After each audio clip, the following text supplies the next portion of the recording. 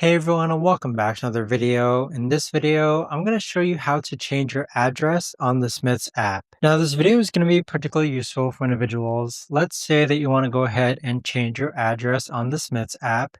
How do you actually go ahead about doing so? Now, this video is going to be short, sweet, and simple, guys. There's not going to be a lot of steps involved.